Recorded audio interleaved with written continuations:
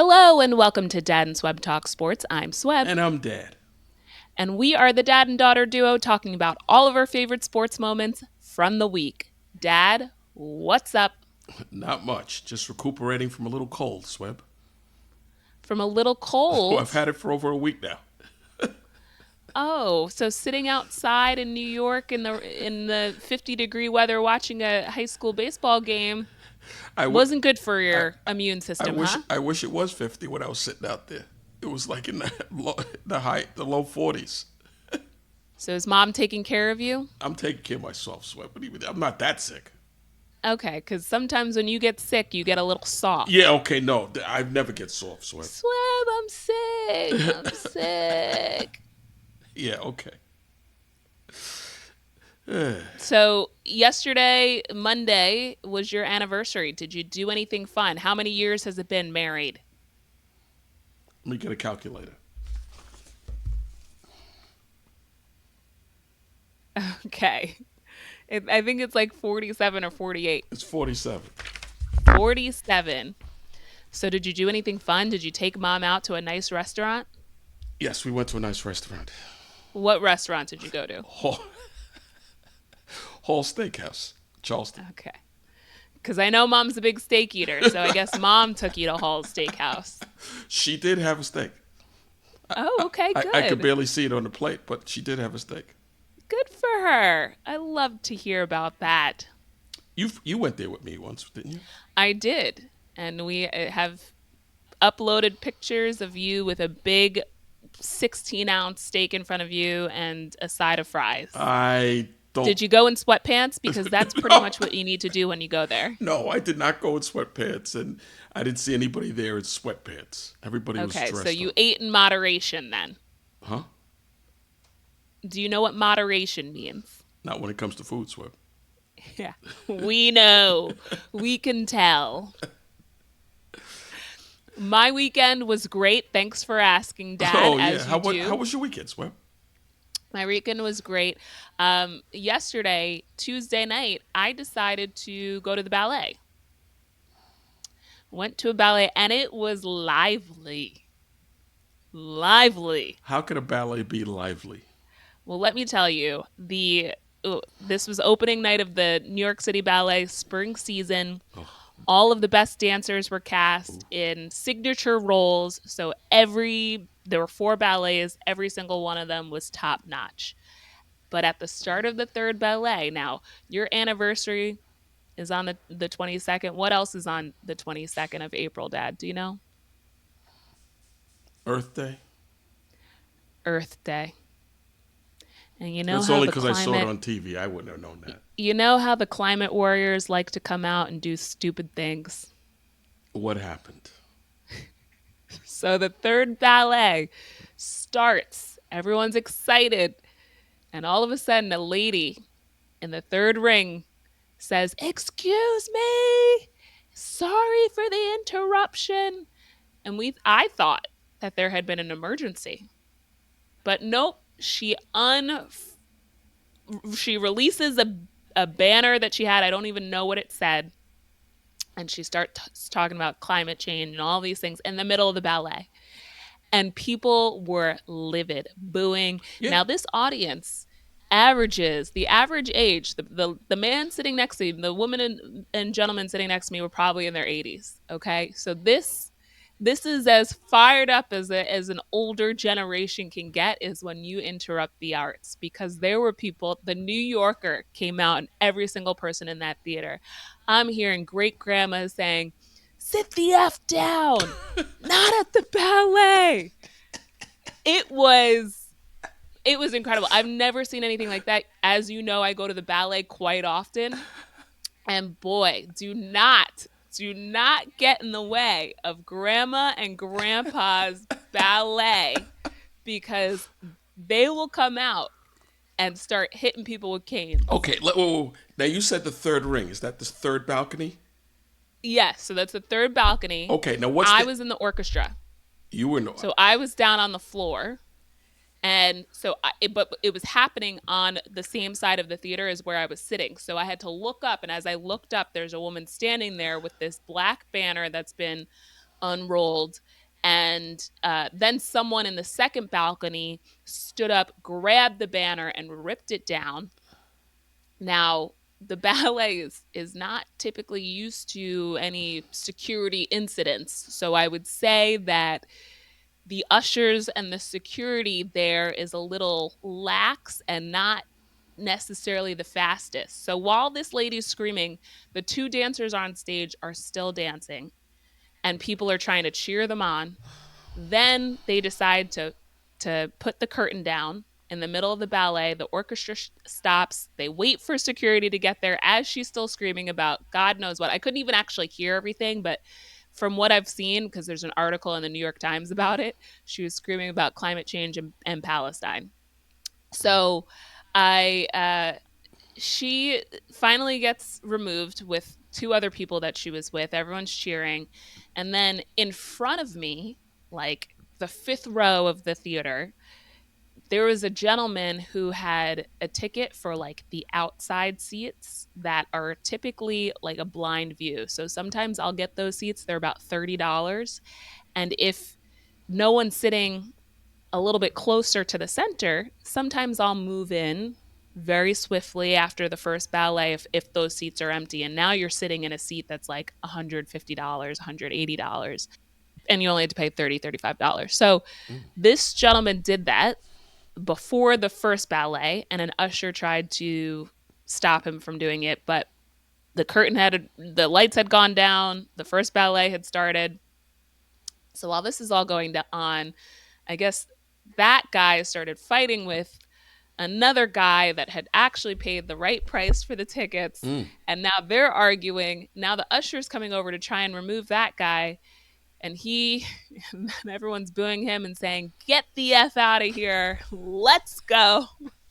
I mean, this was like going to a ball game. No, actually, this is probably worse than going to a ball game. No, wait, no, wait. Let me ask you a few questions. What's the average age of the attendees, the people that show up? I would say the average age is probably about 75. Okay. And what's the average ticket price? Average ticket price is probably somewhere in the high 80s, Okay. maybe $100. Okay. So you have people that spent $100, they're in their 70s, and they used You have to. people who spent around $300 that are in their 70s. Okay. I spent around 80, but you have people who spend $300, and they also have they have a season subscription. So Right. it's not just $300 for one performance, it's $300 for multiple performances. So they're going to a classy place, and most people are dressed up. Most people are dressed up, yes. Okay. And they go there all the time, they're regulars, and they're going for a nice, peaceful evening of the arts. And all of a sudden, this garbage breaks out like they're at the WWE wrestling. And the theater, to be fair to them, they're not used to having some dodo walk in there like that. They're used to just classy older people coming in, enjoying the show, and going and shuffling home. They were not used to it because it took a very long time. Now, Right. as someone who worked in sports and has been at many venues where fans have gotten unruly, security is usually there in about 30 seconds. This took about 5 minutes, which was like a long 5 minutes. Right. And So the security they have is probably old also. yeah, it was like a bunch of ushers that don't know what to do, and they're all dance enthusiasts. So they're essentially working there so that they can watch the ballets themselves every day. So yeah, and then there was a guy in like a beautiful blue suit that and like sequin loafers. He was the guy that had to remove the guy that was fighting in the center. So we're not talking about like big security guards coming to the rescue here, but it was action packed. And I got to tell you, they restarted that third ballet. People were cheering like someone had just shot the game winning basket, and the show went on, and it was incredible. Well, you know what? And you see the reaction from 70 something year old New Yorkers. This wasn't like in Alabama or Iowa or something like that. If it was Alabama or Iowa, they'd have gone up there, thrown that lady off the balcony, and kept the show going. I Okay. gotta tell you, I was very proud of my New Yorkers because it's like so authentic. I'll never forget being at the New York City Ballet opening night of spring season and having about 25 grandmas and grandpas saying, "Get the F out of here, not at the ballet, not at my ballet." Right. It was incredible. Exactly. Incredible. I hope they keep that same attitude with these yo-yos all the time. Well, something tells me they're a little bit more aligned than they realize in ways. So it was kind of like the atmosphere at the Garden on Saturday. What happened at the Garden, Swebb? The Knicks game one of the playoffs. Your girl, just happened to get a ticket to the game. I'm watching the game, and all of a sudden I get a text from you of a picture. You probably have that picture you sent me. Well, it was pregame. I texted and I just sent a picture of me from the first row of the second level, the 200 level, behind the basket. And you asked if I was at the game. Like, where else would I have gotten that picture? Well, I figured you'd have told me you were going to the game before, and all of a sudden, It was last minute. I got the invite Saturday morning. I said, sure, I'll go. how much that ticket cost you? It was free. I just What? had to buy a few things at the concession stand for my friends. So it wasn't bad. Game one against Detroit. It was an incredible atmosphere. I mean, nothing is like playoff basketball when the Knicks are playing well. And Mm. that game was incredible. But we have to talk. We have to talk some serious business here with the Knicks, okay? Ugh. And Now, they didn't play well until like the last 8 minutes of the game. they did not play well. As we've been saying all season, especially over the last few weeks, as it looked like Detroit was going to be the team that the Knicks are playing, Mm-hmm. they do not match up well No. against Detroit. Nope. They went 1-3 in the regular season. It, it's going to be a tough matchup and a tough round for them. Can they win? Yes. If they play like they did in the fourth quarter of Saturday night's game, game one, if they play like they did during game two, no, they cannot win. So let's break things down here because I've got some concerns. I've got a lot of concerns here. Okay, I didn't game have to one. wait until that game to start having concerns. No, I think what ended up happening was it was really a culmination of what we've seen all season. Discombobulated on offense, lacking intensity, defensive intensity, and toughness. So let's break down game one first, and then we'll get into game two because I think it's important to show some of the differences between game one and game two. So Saturday, game one, the Knicks win 123-112 at the Garden. Jalen Brunson has 34 points, 8 assists, 1 turnover. Karl Anthony Towns, 23 points, 11 rebounds. OG Anunoby, 23.7 rebounds, 5 steals. Josh Hart, 13 rebounds, 13.7 rebounds, 6 assists.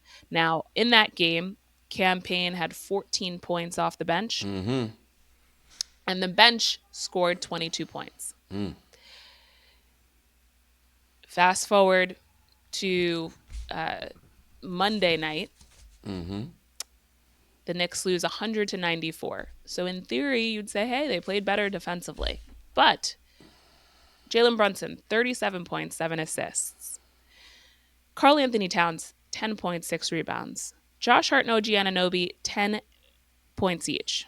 Mikal Bridges, 19 points, but went 8 for 18 from the field. And Cam Payne played 4 minutes. The bench scores 8 points. The Knicks get out rebounded 48-34 in that game. That was that was one of the problems, and the other problem is Mr. Brunson taking 27 shots. Towns only got 11 shots in that game. OG got 10 shots. Mikal Bridges got 18 shots, which is fine. Cam Payne only played 4 minutes, got no shots. and scored nothing. Shamit, no shots. Brunson is the point guard. The dribble, dribble, dribble, dribble, dribble, dribble, dribble, dribble, dribble, and everybody else stands around and watches him dribble around and shoot. That's not going to cut it. Plus the fact the man is 6'1" at the On a most good day. on a good day with his sneakers on. Okay? He's 6'1". They're putting bigger, taller guys on him. This guy Thompson, then sometimes Hardaway, then Cunningham. All these guys are 6'6", 6'7", 6'8". And he's doing a good job of scoring, but he's not passing. He's turning the ball over. He had He had 6 turnovers in game 2. okay? And some of them were like unforced turnovers. But he's so worn out from handling the ball all the time. We have other guys that can handle it, and some of these guys got to be into the mix. You got to pass to these guys. Towns only had 6 rebounds. So he's playing a bit of a high risk, high reward game in game 2, which is not what you want to see in the playoffs. No. Um, Dribbling way too much laterally from side to side, not necessarily looking for his teammates to pass them the ball.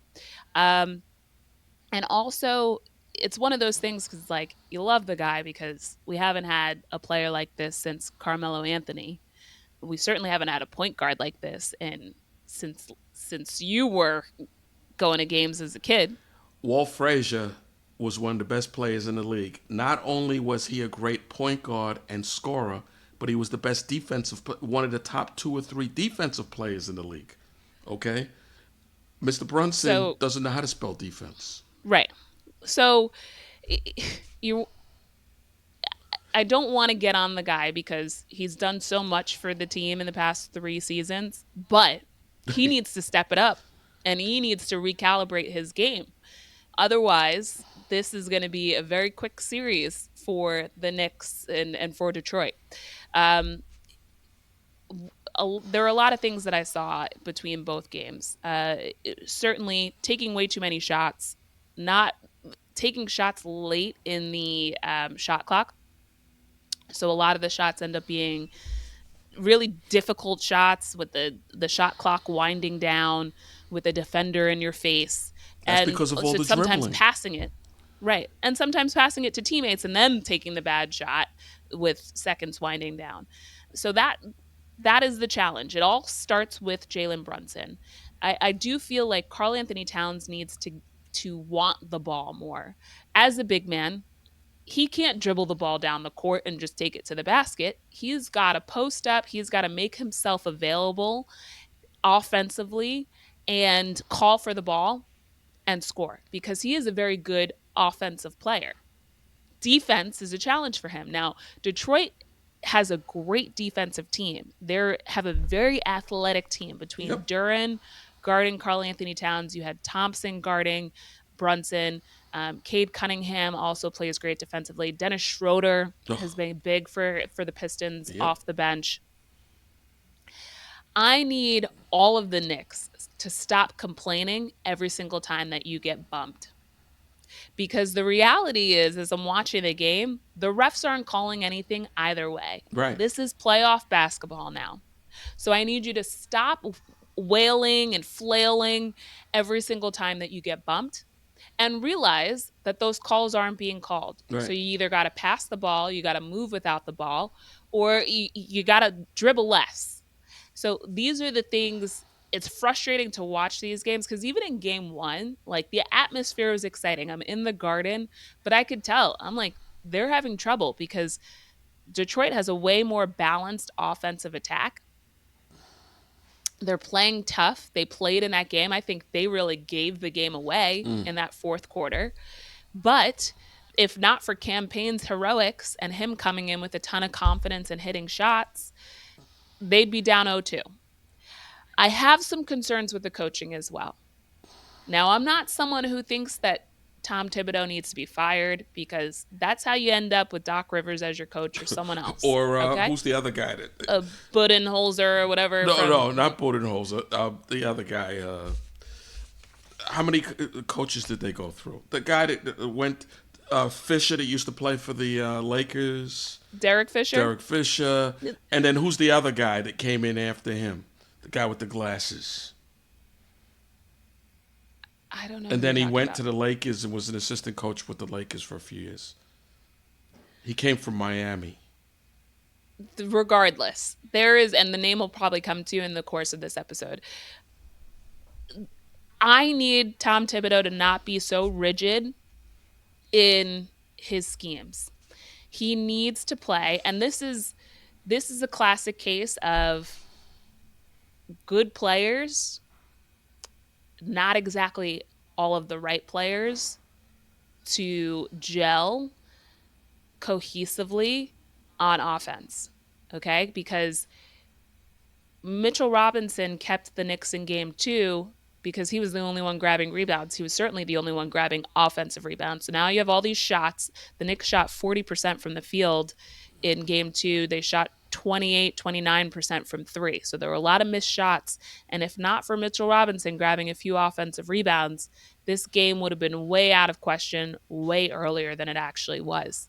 So I need Tom Thibodeau to play Karl Anthony Towns and Mitchell Robinson at the same time. That allows for Mitchell Robinson to play more defense down low and to be that last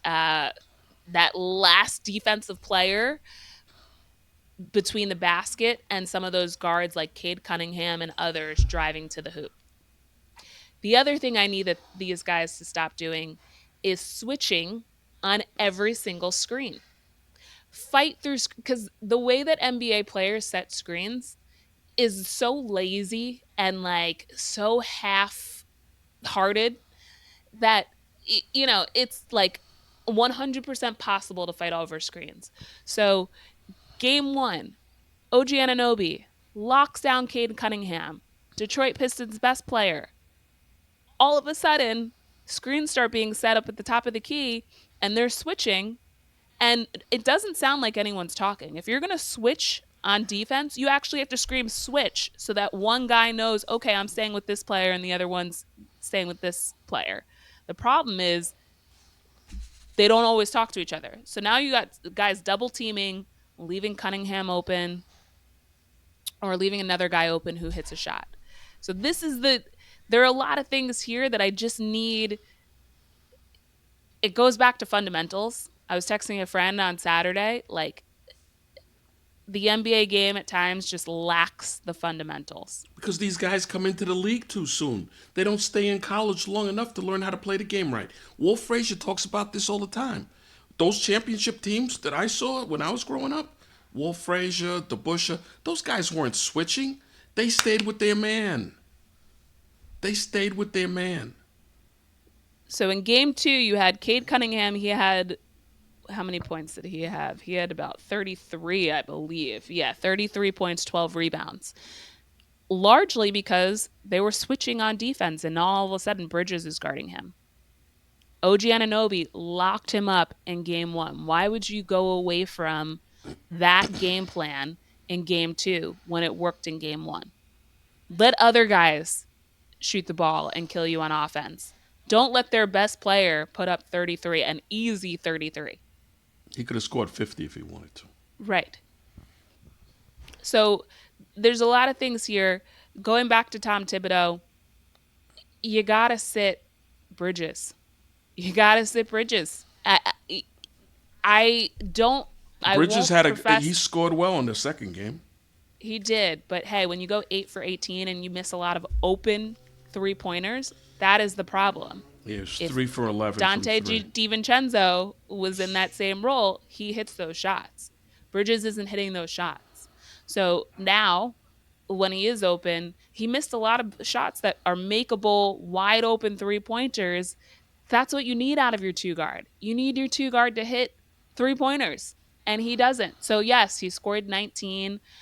I appreciate Tibbs for instilling confidence in the guys. But hey, these guys are in their late 20s and they're professionals. They've been in the league. If you don't fit into this system, right, then you need to sit. Campaign, he was hitting threes. He was looking for his shot in game one. He came on with a lot of intensity that Bridges was running away from the ball in game one. So these are the things. It's like you got to change the lineup up, Tibbs. You can't keep going with the same thing, and it's not working. But you don't adjust your scheme. Playing in New York is not for everyone. Okay, it's not, because a lot of guys cannot handle the pressure. Playing for the New York Knicks because he played for Brooklyn Nets, but no one cared Yeah, because the Nets that's weren't any not New York. good. Nobody cares. Nobody's Right. watching that stuff. When you play in Madison Square Garden for the Knicks, you play in Yankee Stadium for the Yankees, City Field for the Mets, the Rangers in Madison Square Garden. You got to bring your game, and you got to be a person that can handle pressure. If you cannot handle pressure, forget it. Forget it. So It's not for everyone. I don't Detroit's not care going to what be you an did easy. on some other team someplace else. It doesn't matter. When you come here, that separates the men from the boys. Detroit's not going to be an easy place to play. They've been starving for a good basketball team. That place is going to be electric. No kidding. Um, But I warned you about all this stuff before the series started. oh, A none of month this is a ago. surprise. But hey, we record a podcast talking about sports, so we got to break it down for people. That's what we do. None of this is a surprise. I'm sleeping just fine at night because I said they could lose in this first round. What I'd like to see is for them to win 5 games or 4 out of the 5 games. Doesn't, from what I saw in game two, doesn't seem like it's going to happen, but it is possible. I tell you one As thing. fans, we They, have to stay optimistic. they better win at least one in Detroit, or they're in big trouble. Well, it's going to start with Jalen Brunson. It's going to start with Jalen Brunson dribbling less, facilitating more of the offense, getting different guys the ball, because it's unacceptable for some of your starters to only have 10 shots on the game, especially guys who can average, like Karl Anthony Towns, 24 or 25 points a game. Um, it's also going to start with Jalen Brunson in terms of, yes, Detroit's going to be physical with you. Get over it. Stop complaining. Get over it and just keep playing and be physical back because it's not like we're not getting any calls and they're getting all the calls. The refs aren't calling anything. Right. And you Okay? know what? I'm watching some of these other playoff games. They're not calling anything in any of these Right. games. I'd rather them not call anything. Right. Just play. Play hard. Karl Anthony Towns, want the ball. Call for the ball. Get into an offensive position that makes you ready for the ball and in the best position that you can be to score the basketball. Okay? Don't stand out at the 3-point line. I know you can hit Ugh. threes, but we don't need that. Get down low, post up, and do what you do. Okay? The mid-range jumper, the post moves, that's all we need. We don't need you hitting threes. Mikal Bridges, either get with the program and become aggressive both offensively and defensively, or sit down and just be a cheerleader. Okay? Well, who are you going to put in his spot? It's not like you have tons of guys on the bench that can score, that can do anything. Listen, campaign, give him more minutes. There's unacceptable for him to only have played 4 minutes after being the hero in game one in that fourth quarter. Play him more. Shamit, very capable. Miles McBride, Deuce, I don't know what's happening on offense, but you got to get it together. Okay? You got to get it together. You showed some flashes in game two, but the way that you played in game one, unacceptable when it comes to playoff basketball. Josh Hart, maybe you need to sit a little bit too so we can have some more shooters in there. But this is what Mitch Robinson, keep doing what you're doing. Grab every rebound the way that you have been. Play defense the way that you have been. This is what we need to do. And defensively, the guards stop switching. I hate too when Karl Anthony Towns switches with one of the guards on defense. Now he's guarding Cunningham and Jalen Brunson's getting posted up by Tobias Harris. Like, all of the players on the court fight through the screens or talk to each other. Don't just switch, okay? Karl Anthony Towns, you can't guard anyone off the dribble. So don't even try. Just play your man, play him tight, and that's it. Don't switch up at the top of the key so now you're getting run by on offense, okay? So that's all I have to say about the Knicks. We'll see what happens on Thursday. Just remember, sometimes you can't teach an old dog new tricks. And some of these guys are used to playing the way they play. Brunson's used to dribbling around and dribble, dribble, dribble, dribble, dribble, dribble. Okay? Towns is used to being up there, hanging out at the 3-point line, waiting for somebody to pass on the ball so he can shoot a three. Okay? It's You're not amazing. winning in the playoffs like this. And this is what he was doing on Minnesota. And then eventually they had to put him on the bench and they had to play other guys. But in Minnesota last year, they had other big men. The Knicks don't have a lot of big men. It's amazing how quickly it can go south. Yeah, well, Because now it's like, this is because the team that we have. what happens in the regular season has nothing to do with what happens in playoffs. The game they play totally different. In the regular season, maybe in the fourth quarter teams play defense, or maybe in the last 5 minutes of a game teams did. In these playoff games, they're playing defense the whole game. Okay, totally different deal. They're not letting you just run up and down, have a good time, shooting, running up and down. They're not letting you do that. And they're getting physical. The refs don't call the fouls. I was watching a game the other day. I think it was the Lakers. The Lakers only got called for one foul in the first half. One foul. Okay? And Jalen Brunson's rivaling LeBron James for how much he's flailing around. So he needs to cut that out because that is not a good look. All right.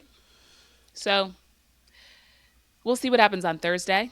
The Yankees came off a win this afternoon, Wednesday afternoon, against the Cleveland Guardians, 5-1. Carlos Rodon, 7 strong innings, 8 strikeouts. Aaron Judge and Paul Goldschmidt and Ben Rice really keeping things going for the Yankees on offense. Everyone else batting around a little below 200. So No, Dominguez is starting to hit a little bit. I But will Chisholm, be Volpe, and Bellinger aren't hitting. neither as Wells. So And Wells. half of your lineup hitting around 200 or below, and luckily Aaron Judge is batting around 414. So, and Paul Goldschmidt isn't too far behind, around 383, I believe. Yeah, So, something like that. listen, the Yankees have been playing well. They hit a little bit of a rough patch in Cleveland this past week, Well, they these gave the past game few away days. last night. So Yep. Slightly concerned about Devin Williams as the closer. I miss I miss Mariano Rivera. Been spoiled all my life. So he was shocked the other day when some reporters started asking him about his velocity and his this and his that. And he looked at him like he had never spoken to a reporter before. Hey, you could do what you do in Milwaukee, but when you come here, it's a totally different ballgame. And that's why it's good to bring guys up from the farm system, because they're used to the New York deal when they get here. Okay? well, I might have more time to watch Yankees baseball in these coming weeks. We'll see what happens. But Dad, what are you looking forward to this upcoming week? Well, more playoff games. That's pretty much it, Swebb. You're gonna have the house to yourself. What are you gonna do? Are you gonna exercise, eat healthy? Why am I going to have the house to myself? Mom and I are heading to Spain. Finally, Viva España! So we're going to Spain. We're going to see some tennis. We're going to the Madrid Open, which is a ATP and WTA 1000 tournament. So all of the top players will be there. I have to find out who will be playing the day that we go, but we're going to see a few matches. What And day are you going? we're going on Saturday. I'll look for you on the tennis channel. Did you get tickets yet? Yes. Good seats? I don't know because it's in Spanish. So we'll see. I don't think that they're sweet tickets, but hey, they were free. I have a way of getting those. So Wait a we'll second. take it. You got free tickets to a tennis tournament in Spain? Yeah, I sure did. Stick with me, kid. Unbelievable.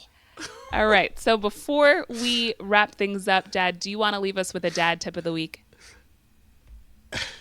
Stick with Swebb. How do you, you must have read my mind. You're a pain in the butt, but stick with Swebb. She'll get you into places you would never believe you get into. And it won't cost you anything. You just have to buy her a little, hot dog or a hamburger or something. And a bottle of water. That's it. She's a cheap date. So, yeah, stick with Swebb. She gets you some good... you're going to a tennis match in Spain, and you got free tickets. Yep. So we won't see everyone next week because I'll still be in Spain. Well, take your stuff to Spain and. No, I'm good. But we will see you in a few weeks, and who knows? The Knicks could be playing in round 2 of the playoffs, or they could be in Cancun on vacation. So we'll see. And that concludes this week's episode of Dad and Swebb Talk Sports. Be sure to follow us at Dad and Swebb on Instagram and X, and subscribe on YouTube and Rumble, and share this episode with a friend. We will see you in a couple weeks. So long. Thank you for tuning into Dad and Swebb Talk Sports, the show where we cover all of our favorite sports moments from the past week. Don't forget to subscribe on YouTube and Rumble, and follow us at Dad and Swebb on Instagram and X. See you next week.